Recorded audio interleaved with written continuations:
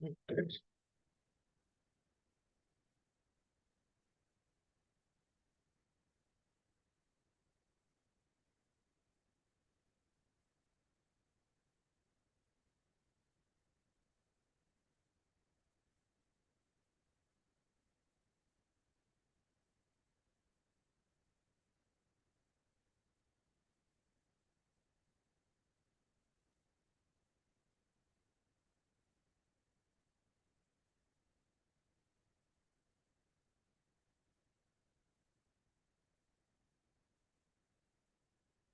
everyone.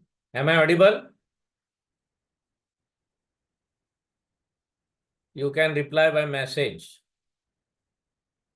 Okay.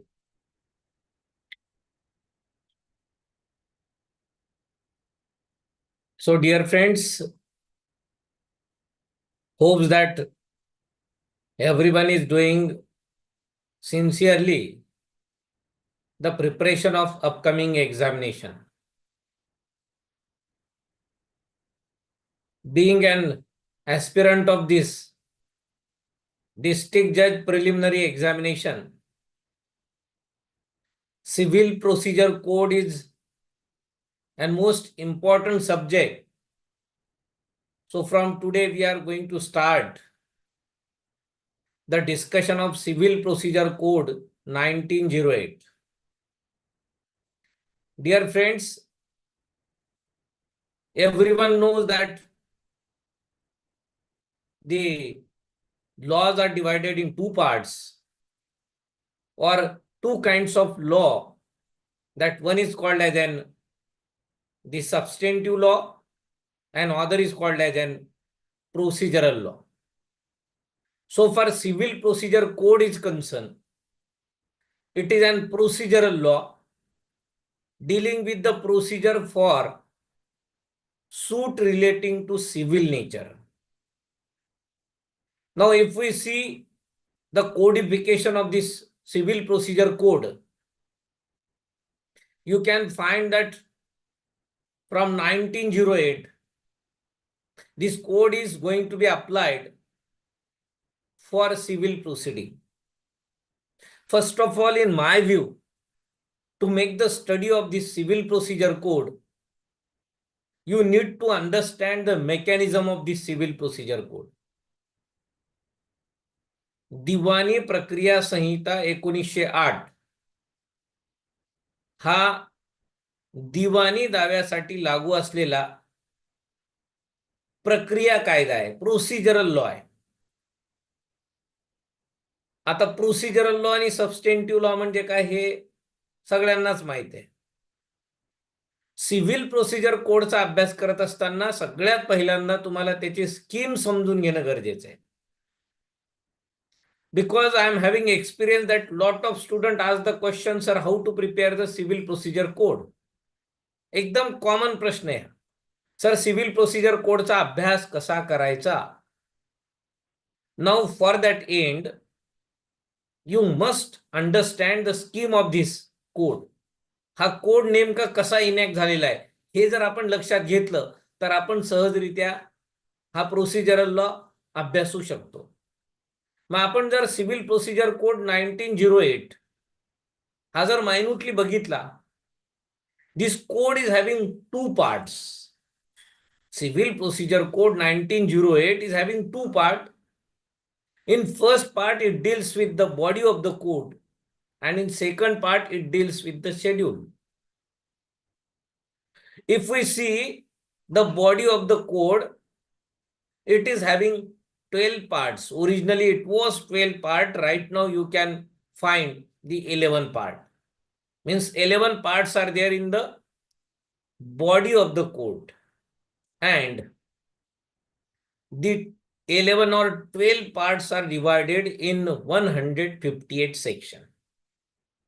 So first part of this civil procedure code consists of the body of the code, which divided in 12 parts and having 158 sections.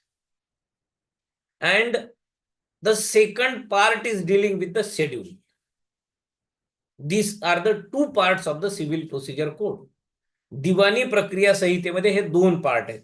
पहिल्या पार्टमध्ये तुम्हाला body of the code दिसते, ज्याच्यात जवळपास 12 part आहेत आणि ह्या 12 पार्टचा reference घेऊन 158 sections आहेत. आणि दुसरा पार्ट जो आहे ज्याच्यामध्ये शेड्यूल आहे. Now the body of the code laid down the principle relating to power of the code. This need to be understand. जो बॉडी ऑफ कोड आहे, it deals with the power of the code, dealing with the general principle. I am using the word general principle. General principle relating to power of the code. And in case of second part, that is schedule, the schedule provide for the procedure, method and manners in which the jurisdiction of the court may be exercised. So the part of the section deals with the power of the court, and the schedule or second part of the civil procedure code deals with the procedure, method and manner. How the jurisdiction is going to be used by this civil procedure code. So these are the 2 parts of the civil procedure code. Now, in fact, there are 5 schedule, or when this code was enacted, later that schedule number 2, 3, 4, 5 are replaced by the subsequent amendment of this code. Therefore, you can find that schedule first. You cannot find schedule second, third, fourth, fifth. It was initially in civil procedure code, but that was subsequently amended and replaced. So, in 2 parts, the civil procedure code is divided. In first part, it deals with 158 section, and in schedule, it is having the schedule first. Now, if we see the schedule first, which is only scheduled to the code now and having 51 orders. Now we are discussing regarding the second part, which only consists of the schedule first. बघा, civil procedure code जेव्हा तयार झाला होता, त्याच्यात first part मध्ये आधी 158 section आणि 12 part होते. आता ते 11 पार्ट आहेत, सेक्शन 158 आहेत. पण schedule first, second, third, fourth, fifth असे 5 शेड्यूल होते. नंतर त्या 5 शेड्यूल पैकी एकच शेड्यूल बाकी आहे. म्हणून आपल्याला सिव्हिल प्रोसिजर कोडच्या सेकंड पार्ट मध्ये शेड्यूल फर्स्ट असं बघायला मिळतं. समवन मे गेट कन्फ्यूज, मग शेड्यूल सेकंड, थर्ड ते नाहीयेच. मग या शेड्यूल फर्स्ट मध्ये काय, it consist with 51 orders. 51 order आहेत. And each order contains rules that are varies in number. प्रत्येक ऑर्डर मध्ये विविध प्रकारचे रूल्स आहेत. and along with the 51 orders and different rules, it has provided the 8 appendix giving model forms. Means in part second, in schedule first, 51 orders along with 8 appendix. This is the constitution of civil procedure code. Civil procedure कोडचा पूर्ण जर आपण overlook केला, ज्या पद्धतीने enact झाला, त्या 2 part मध्ये 158 सेक्शन, 51 ऑर्डर्स आणि 8 अपेंडिक्स दिले. त्याच्यात प्रोफार्मा दिले किंवा फॉर्मॅट दिले. Regarding what is the proforma of pleading, that plaint and written statements, or the process formats, or discovery, inspection, admission, that is the formats, or decree, what is the format of decree, or execution, or the supplemental proceeding, or appeal, reference, review, and miscellaneous. These are the 8 appendix provided in civil procedure code. So hope that you have understand the scheme or the constitution of this civil procedure code. Now, so far civil procedure code is concerned, the various high courts are empowered to alter or add any rules in the schedule under section 122 to 127, 130 or 131. And such new rules should not be inconsistent with the body of the code. So the High Court gets the power to amend the different rules and sections as section 122 to 127.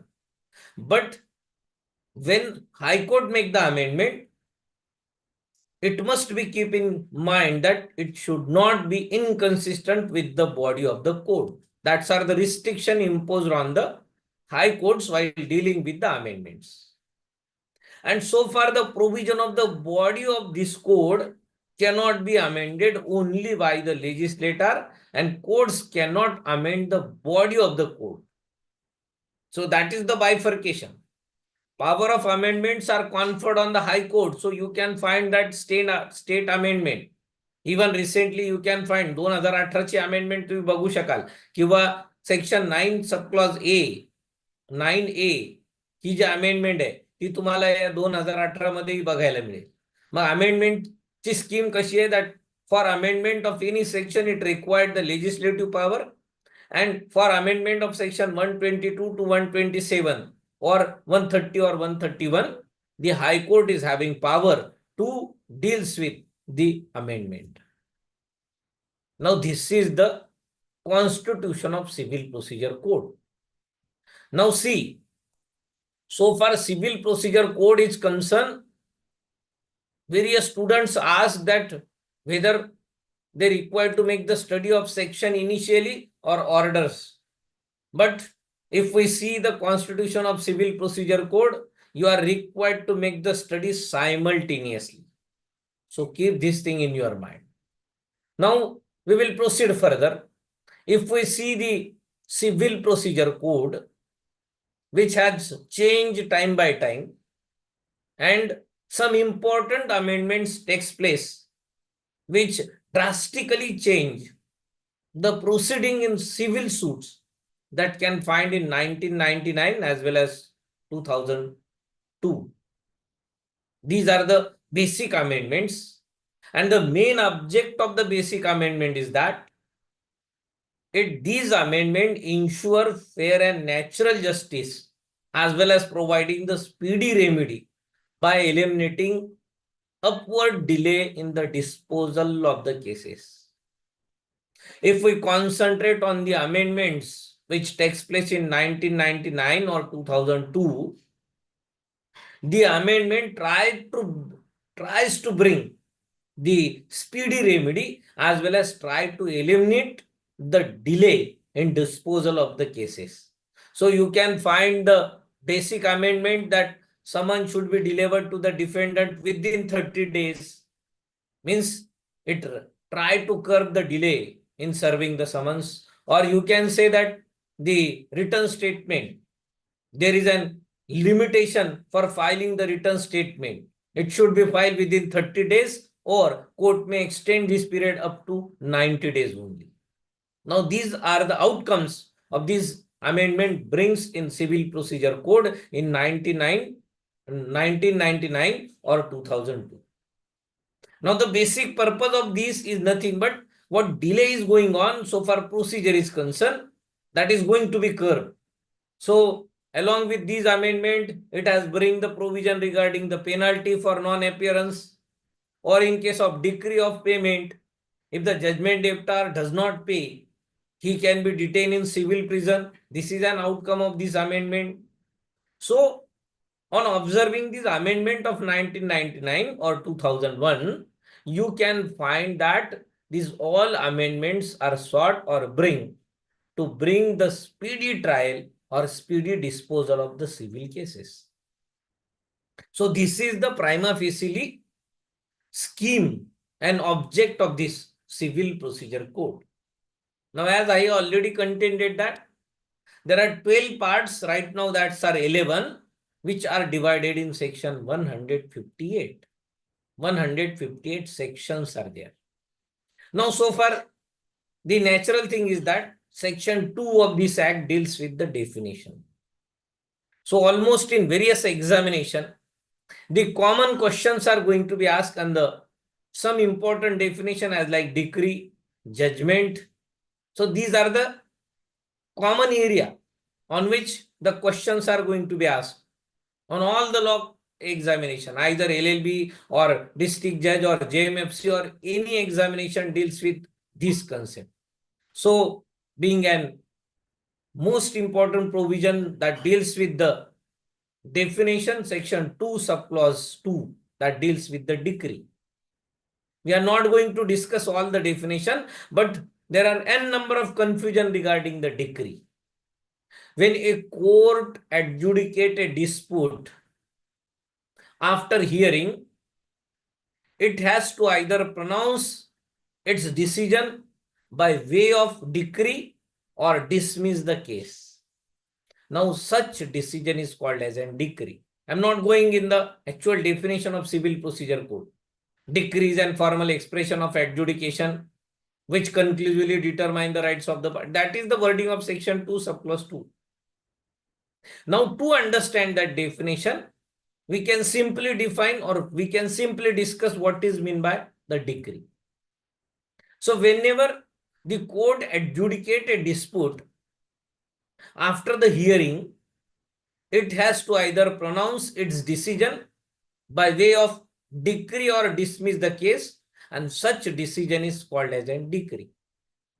While arriving to such decision, the court will explain the grounds because of which court comes to such conclusion. Now that such grounds for the decision is called as a judgment.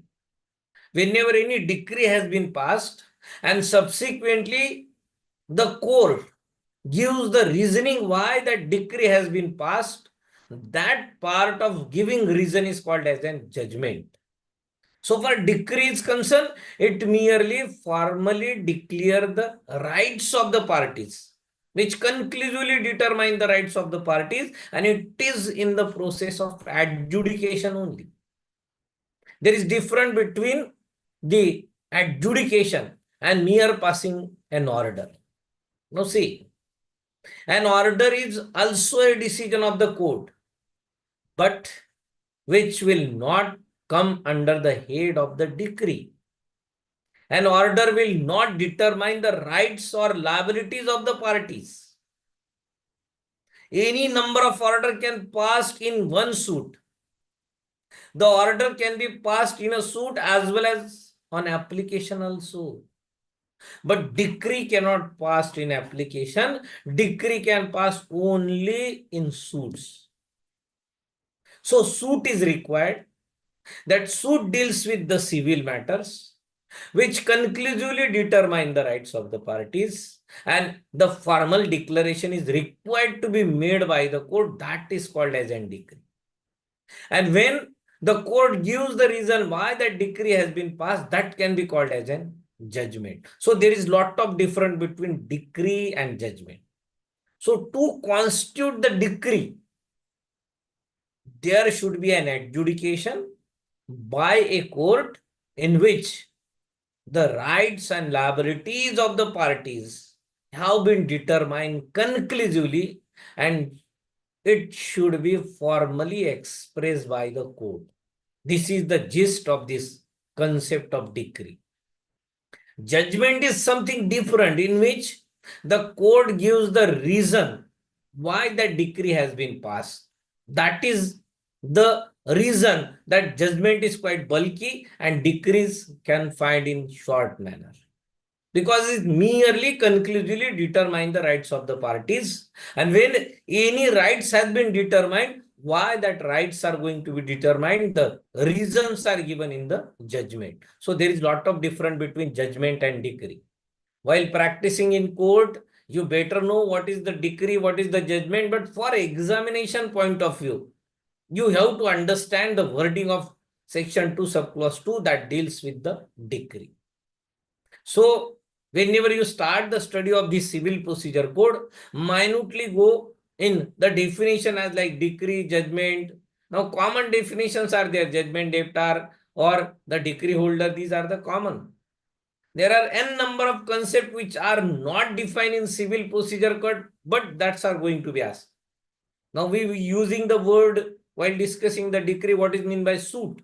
Suit is also not defined by the civil procedure code.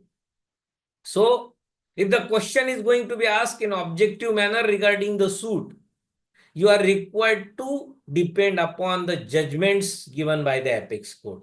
So for that end also, you required to be ready that these concepts, though not defined in civil procedure code, you must understand either dictionary meaning or from any judgment or landmark judgment given by the court. Now, if we see the section 2, 3, 4, 5, 6, 7, these are the normal section dealing with different concepts, preliminaries and all these things. The real gist of the civil procedure code can find in section 9. That specifically mention that which things or which conflict can be called as in suits of civil nature. Before that, you can say that section 9 almost deals with the jurisdiction. Suits of civil nature. And section 9 has specifically deals that concept. So, while dealing with the suits of civil nature, it has provided the explanation along with definition also. In first content, it provides that suits of civil nature means what kind of suits. And in explanation, it has deals with the property matters or any kind of matter wherein the rights which may come by hierarchy also the subject matter of the suits of civil nature. So you have to understand section 9 of this civil procedure code, which deals with the concepts of suits of civil nature. Section 9 particularly use that suits of civil nature other than suits which are expressly barred by law, expressly or impliedly barred by law. All suits of civil natures are subject matter of civil suit, excluding the suits which are expressly or impliedly barred by this law or any special law. Means, though there are some suits, their nature is of civil, but if that act by which they are going to be filed has expressly barred that suit from the civil suit, then in that suit, the civil procedure code is not applicable. For example, you can take that People's Representative Act or the suit so far election is concerned. That is going to be filed rather than the civil code to the collector. That is something different jurisdiction. So that suits are barred from this process.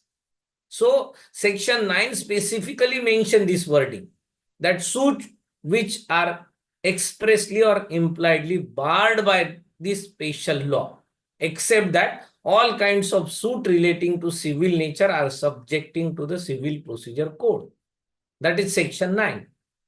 Now, so far, section 10 and 11 are concerned that deals with important doctrine, that doctrine of res sub judice and doctrine of res judicata. Now see, so far section 10 and 11 are concerned, that's are also gray area for the examination. In almost various examination, either that may be dealing with the descriptive or in objective, that's are going to be asked. That res sub judice, section 10. Res sub judice. If we see this word, res means matter.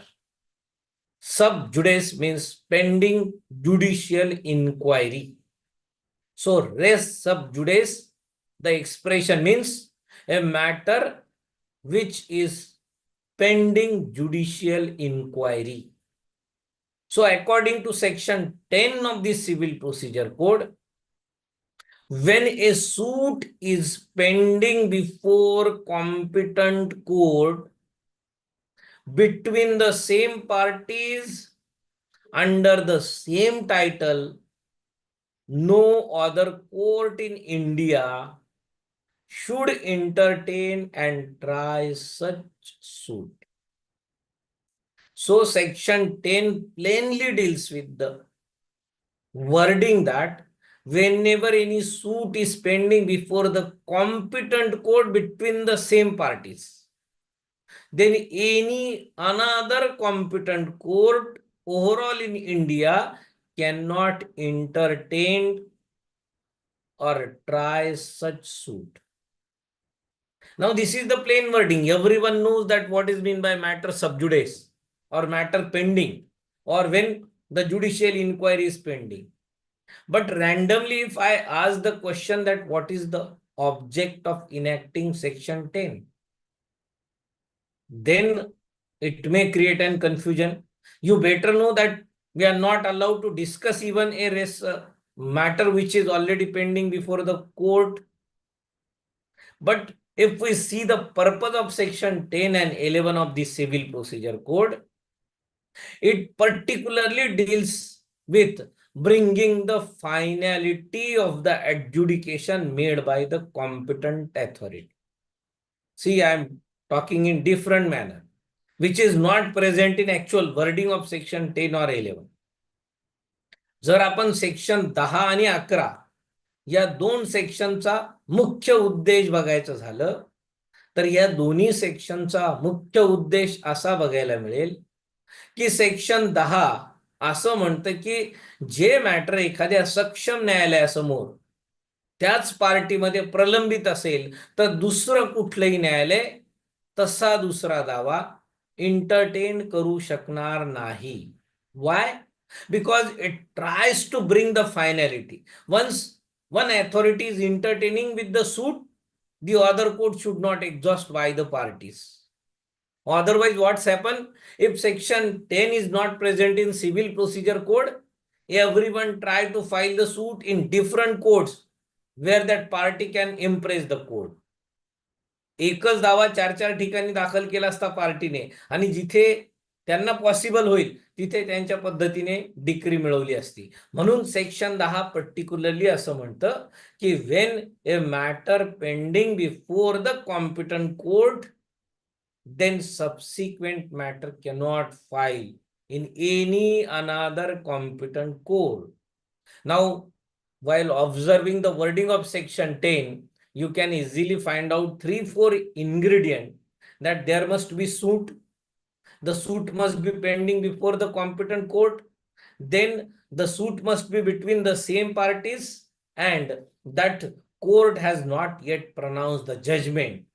If these 4 things have been fulfilled, then any party of that suit, either the petitioner or non-petitioner, cannot approach to any another competent court so far the same suit which is pending before the court. So this is section 10. Means section 10 is applicable, and as per applying this section 10, if subsequent suit has been filed, the subsequent suit is required to be stayed. Section 10 has not prohibited to file the another suit. It only says that the subsequent suit is required to be stayed. Section 10 ने दुसरा दावा दाखल करू नये असं म्हटलं नाहीये. दुसरा दावा दाखल झाला तर तो स्टे करावा असं म्हटले. Means subsequent suit if file by the party, the concerned court in which the subsequent suit has been filed, that is required to be stayed. जे subsequent court आहे कॉम्पिटंट असलं तरीही त्याने सदर दाव्यात प्रोसिडिंग करू नये. Stay is not allowed to proceed with the suit.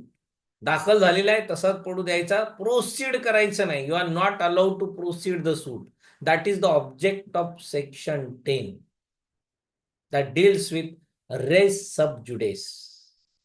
Now, in contrary to this, section 11 that deals with doctrine of res judicata. That is another principle. The object is one and the same. The Civil Procedure Code, by enacting this section 11, tried to bring the finality to the judgment passed by the competent court. Section 11 चा उद्देश जर बघितला आपण तर तो असा आहे की एखाद्या सक्षम न्यायालयाने एखाद्या दाव्यामध्ये सर्व फॅक्टचा अभ्यास करून फायनली ते मॅटर डिस्पोज केलं असेल, डायरेक्टली अँड सबस्टेन्शियली हिअर करून जर डिस्पोज केला असेल, तर तसाच दुसरा दावा त्याच ग्राउंडवर जो ऑलरेडी डिसाईड झालेला आहे तसा दाखल करता येणार नाही. Res means the matter, judicata means already decided. Now here section 11 deals with the matter which already decided by the competent court. Res means the matters, the same thing.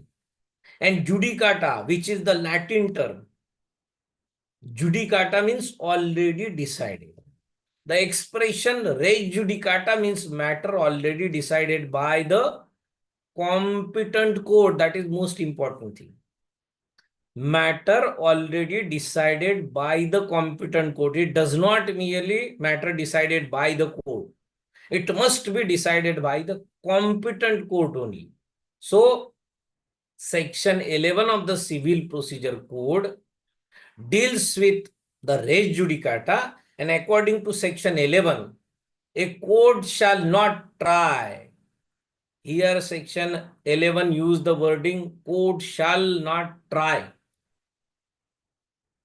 any issues in which parties and subject matter are the same and already has been decided by the competent court. Means section 11 directly prohibit to try the suit. In section 10 we see that court cannot proceed. It required to be stayed. Section 10 मध्ये subsequent दावा stay करायचा आहे. पण section 11 मध्ये ज्या दाव्यात competent कोर्टाने न्याय निर्णय दिलेला आहे असा दावा परत दाखल झाला तर तसा दावा ट्रायच करायचा नाही. The court shall not try any suit in which the parties and subject matter are the same and the suit already has been decided by the competent court. So once the competent court decide the suit, subsequent suit cannot file, or if it has been filed, the court cannot try the suit. It is not allowed to the court to proceed in that suit. This is the basic following principle, that the person should not vex twice in the same cause. If any competent court heard and finally decide any suit, again the party approach to the court, then the non-petitioner is going to be twicely face the suit proceeding. So the person should not be vexed twice for the same cause. And there should be an end of litigation. This is the most important object, as I am emphasizing that. There should be an end to the litigation in the interest of the state. If one and the same suit is going to be filed again and again before the courts, there will be no finality of any judgment. So how it is possible to the state to entertain again and again the same suit by the different competent court? And for that end, the Civil Procedure Code has provided section 11, which says that when the matter is finally and directly substantially heard and decided by the competent court, the subsequent suit cannot try by any competent court. I am not going in the wording of section 10 and 11. I am just focusing on principle, what kind of principle are hidden in this section 10 and 11. Section 10 somewhere dealing with the suit, both previous and subsequent suits are pending. But so far section 11, that doctrine of res judicata is concerned, it is applicable in those kinds of suit wherein the previous suit has been already disposed, adjudicated, and court has pronounced the judgment. That suit has been already decided. Then the same suit cannot bring before any competent court. If either it bring by the party, the court is not allowed to try the suit. So try to understand the purpose of section 10 and 11 of the Civil Procedure Code, that purely deals with the doctrine of res sub judice and doctrine of res judicata. Now, so far ingredient of section 11 are concerned, You have to concentrate on each and every wording. If any ingredient is lacking, that doesn't amount that subsequent court is not allowed to try the suit. If court is not competent, section 11 will not apply. Then the issues are different. Court will not subject to the restriction provided on section 11. Section 10 and 11 are dealing or imposing the duties on the court. This does not concern with any party. Section 10 आणि 11चं जर constitution तुम्ही बघितलं तर त्याच्यात कोर्टासाठीच्या guidelines आहेत, कोर्टासाठीचे restrictions आहेत, कोर्टावरचे obligation आहेत. That section 10 or 11 not prohibit or restrict the party for filing the suit in multiple courts. Section 10 मध्ये किंवा 11 मध्ये कुठेही पार्टीला रिस्ट्रिक्ट केलं नाहीये, इथे कोर्टाला रिस्ट्रिक्ट केले. सेक्शन 10 मध्ये स्टे आणि सेक्शन 11 मध्ये दोन्ही गोष्टी कोर्टावर बाइंडिंग केलेल्या आहेत, पार्टीजवर नाही.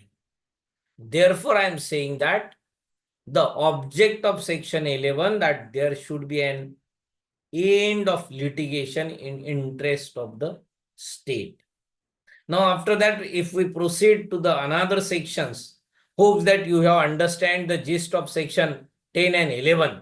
तुम्हाला सेक्शन 10 आणि 11 याच्यावर थोडं विशेष लक्ष द्यावं लागेल, कारण बरेच वेळेस या दोन कन्सेप्टवर वेगवेगळे प्रश्न विचारले गेलेले आहेत. So, in the same context, you can find some writs, though the ground of writs are something different. तिकडे तुम्ही जर ऍडमिनिस्ट्रेटिव्ह लॉ किंवा कॉन्स्टिट्यूशन मध्ये बघितलं, और writ of prohibition and writ of certiorari जर बघितलं, तर writ of prohibition that deals with the matter which is pending before the high court, dealing the matter which is already pending yet not decide. The party is going to be exceedingly exercising the power in that manner. The prohibition, writ of prohibition is going to be issued, and so far certiorari is concerned, that matter has been disposed and court has excessively used the power. In that manner, the writ of certiorari is going to be issued. Now that writs are also dealing with the court. Res sub judice आणि res judicata आणि writ of prohibition आणि writ of सर्शिओररी मध्ये साम्य एका गोष्टीसाठी बघायला मिळतं की ह्या चारही गोष्टी न्यायालयाला रिस्ट्रिक्शन प्रोव्हाइड करणारे आहेत. प्रोहिबिशन किंवा सर्शिओररी न्यायालयाच्याच विरुद्ध इश्यू होतात, तसं सेक्शन 10 आणि 11 सिव्हिल प्रोसिजर कोडचं न्यायालयावर बंधनकारक असतं. ज्या दाव्यामध्ये ऑलरेडी एखादा प्रलंबित दावा सक्षम न्यायालयासमोर प्रलंबित असेल तर त्याच्यात प्रोसिडिंग करायचं नाही, किंवा एखाद्या सक्षम न्यायालयाने एखादा दावा निकाली काढला असेल तर तो दावा परत दुसऱ्या कुठल्याही कोर्टाने चालवायचा नाही. These are the simple principle contended in section 11 of the civil procedure code. Now, after that, if we proceed to the further section 12, 13, 14, that's are very common. Section 15 to section 22 or 23, that deals with place of suing, where the suit is required to be filed. Now, being a practitioner, you are well known with that. तुम्ही practice करता, माझ्यापेक्षा कदाचित practical knowledge तुम्हाला जास्त आहे. पण तुम्ही section 15 ते 20चं वर्डिंग जर बघितलं तर त्या वर्डिंग मध्ये बायफर्केशन आहे, ते तुम्हाला थोडं लिटरली समजून घ्यायचं. Section 15 to section 17 are concerned that deals with the suit relating to immovable property. Section 15 is general. Section 15 जो आहे तो जनरल आहे. that every suit must be filed in the lowest competent grade court. Section 15 सामान्य नियम provide करतो की कोणताही दिवाणी दावा लोवेस्ट कॉम्पिटंट ग्रेड कोर्टात दाखल करावा. सगळ्यात खालचा पण competent court, that is the common principle provided in section 15. Section 16, 17 deals with the suits relating to immovable property. Immovable property, where property is situated, that court is competent, so suit can be filed in that court where property has been situated. When the property has been situated then more than one courts, if property is situated in 2-3 courts jurisdiction, now among these 3, any court can be considered as incompetent and can try the suit.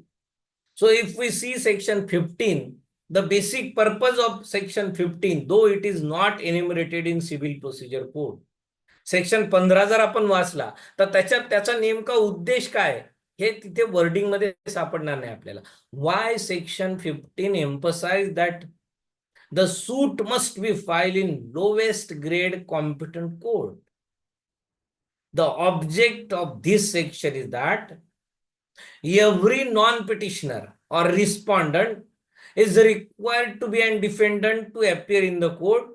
So section 15 tried to reduce the pains of the respondent.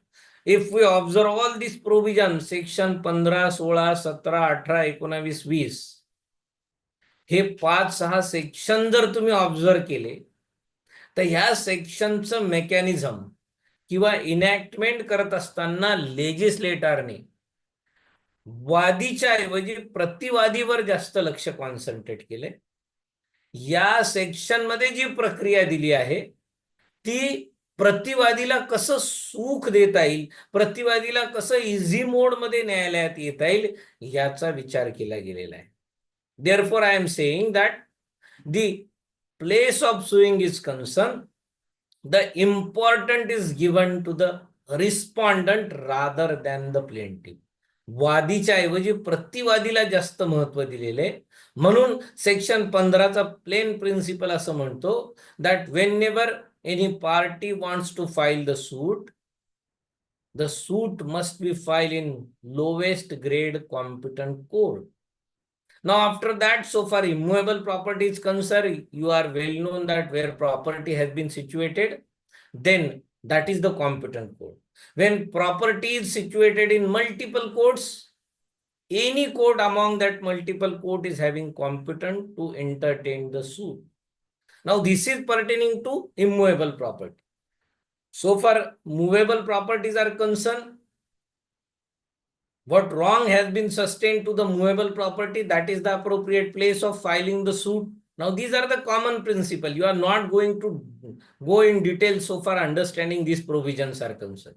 While practicing, you people get more knowledge regarding place of suing. But randomly you have to understand the scheme of this provision. जर तुम्ही ह्या section 5-6 सेक्शनचं mechanism जर बघितलं 15 पासून 20 पर्यंतचा, तर इथे प्रतिवादीला जास्त महत्व दिलेले हे तुम्हाला लक्षात घ्यायचंय. बाकी प्रोसिजर माझ्यापेक्षा कदाचित तुम्हाला जास्त माहित असेल, because civil procedure code almost deals or even if you find, तुम्ही जर ज्युरिस्डिक्शनचा भाग बघितला किंवा suits relating to subject matter बघितले or suit relating to damage to the movable property बघितले or suit relating to breach of contract जर बघितले तर you can find that where the incident takes place or where the respondent reside. This is the general principle followed by this section. If you see the wording of this concerned section, you can find that either where incident takes place or where defendant reside. No section speak about where plaintiff decide. You go through all these section. तुम्ही 18, 19, 20 हे section overlook केले तर तुम्हाला कुठेही असं बघायला मिळणार नाही की वादी जिथे राहतो तिथे दावा दाखल करता येईल. No, not at all. It purely says that where dependent reside or work for personal gain. So almost the civil procedure code has somewhere deals with the residence of the defendant rather than the plaintiff. Now, so far this place of suing is concerned. For today's part, apart from the section, I want to emphasize you that this civil procedure, we are discussing the scheme of this civil procedure code, yet we are not going to discuss any particular section. Now, again, if we see the entire sections of the civil procedure code, up to section 78, what procedure has been given that deals with suit relating to general nature. I want to cover this part in last remaining 10 section. बघा, place of suing पर्यंत आलोय आपण. आता हे थोडं बाजूला ठेवू आपण. सिव्हिल प्रोसिजर कोडचं एंटायर मेकॅनिझम जर आपण बघितलं, if we observe the sections and procedure provided in civil procedure code, it has provided two kinds of procedure. One is called as in suits of general nature and particular suits. These are the two kinds of suits recognized by the Civil Procedure Code. I am saying suits of particular nature, not suits of special. Or special suit is something different. Special suit means which is going to be filed in the civil judge senior division. I am not talking about that suit. If we observe the sections of the Civil Procedure Code, from section 1st to section 78, what procedure has been provided in Civil Procedure Code is applicable to suits of general nature. Now, what is meant by suits of general nature? So, whenever the conflict takes place between two individuals, or when one individual approach against the another individual for violation of his civil right, that suit is called as in suits of general nature. But whenever the conflict is between either individual or government, or a minor between a minor is one party and another party is an competent party, or one party is the unsound minded party and other party is the competent party. Now, whenever the suit is between government and individual, or when the petitioner or non-petitioner is unsound mind, or whether the petitioner and non-petitioner is minor, or even he is a pauper person. Pauper person suit is also recognized as in suits of special nature. So from section 79, you can find that Civil Procedure Code has provided the different procedure, and that procedure is recognized for the suits of special nature or in particular suits. Particular suits means suit against the government. You are well known that whenever any individual wants to file the suit against the government, it required to give the notice under section 80. That 2 months prior notice is required to be issued before filing the suit against the government. Now that suits are called as in suits of special nature. So Civil Procedure Code dealing with these two kind of proceeding or procedure. One is suits of general nature and other is suits of special nature. So while studying the Civil Procedure Code, you have to keep in your mind that if you are studying the suit relating to minor or unsound mind or pauper person, or suit relating to partnership or suit against the government, the proceeding you are required to be adopted that suits of particular nature. So this is the bifurcation of the procedure provided in Civil Procedure Code. So this is the mechanism of Civil Procedure Code. So hopes that I want to emphasize you in this session to understand the scheme of this Civil Procedure Code.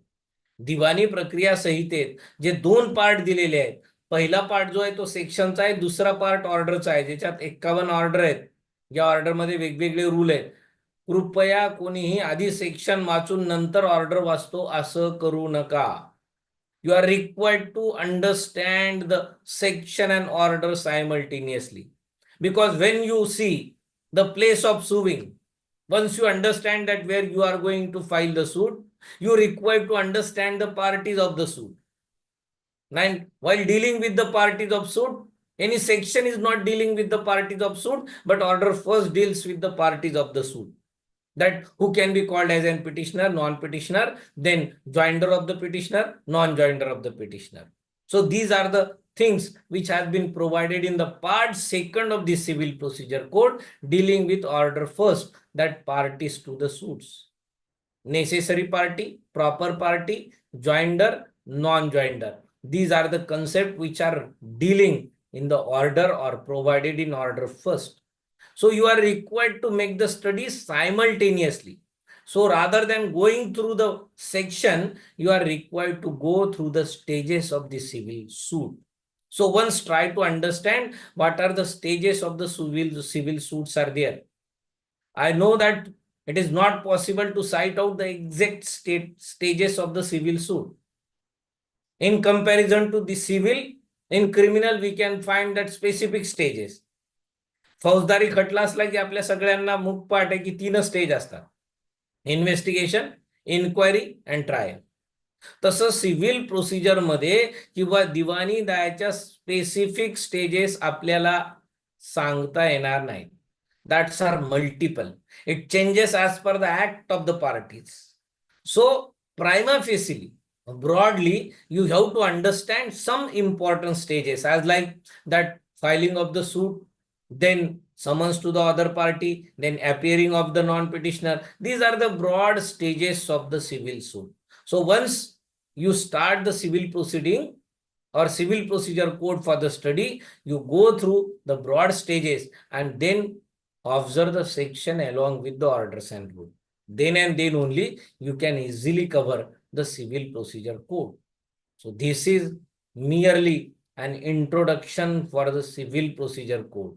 So by understanding the scheme of the civil procedure code, you can easily understand, because proceeding is provided as per the civil procedure code. This code is not exhaustive. You can apply your mind dealing with the general principle. The sections are dealing with the general principles of civil proceeding. It has not statistic. This is the blueprint. So it is your application of mind how you are going to utilize the provision of civil procedure code. So hopes that this introduction helps you to start the study of civil procedure code. So for today's session, I think it is sufficient. For next session, we will proceed further along with the same code, that civil procedure code 1908. So while dealing with this civil procedure code, everyone is required to go through the amendments also. Try to find out the important things which takes place in the amendment. Basically, the amendment of 1999 or 2001 and recent amendment is required to be observed. So this is the mere introduction of the civil procedure code. Hopes that you understand what I want to inform you regarding the civil procedure code. So with this, today we can end this session. We are having 2-3 minutes. So if anyone wants to put his view, you can. Even you can open your audio if someone want to say something.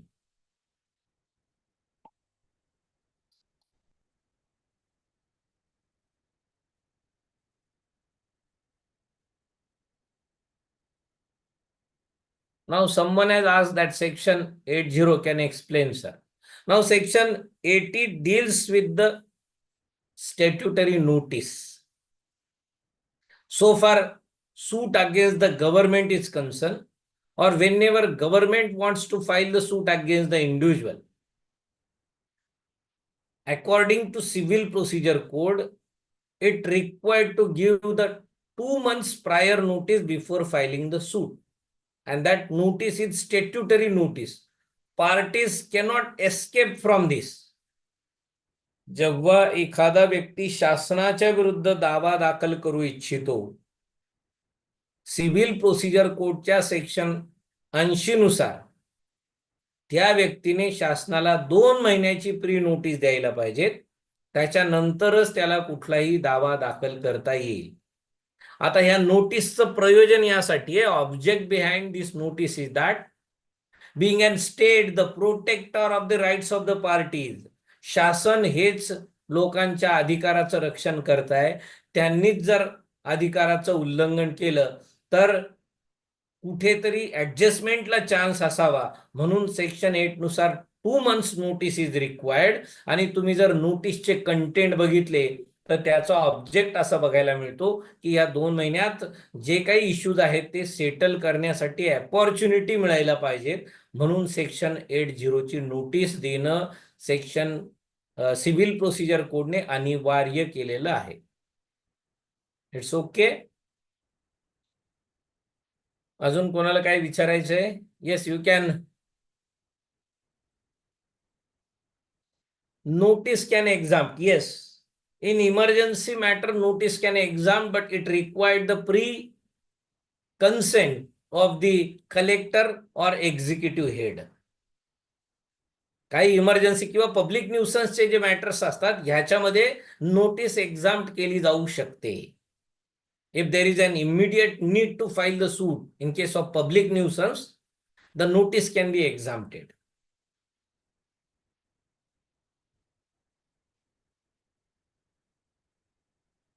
Okay. So within 1 minute, the meeting is going to be end. So hopes that everyone is trying his best for preparing for the preliminary examination of this district judge. So wish you all the best for your study and good night.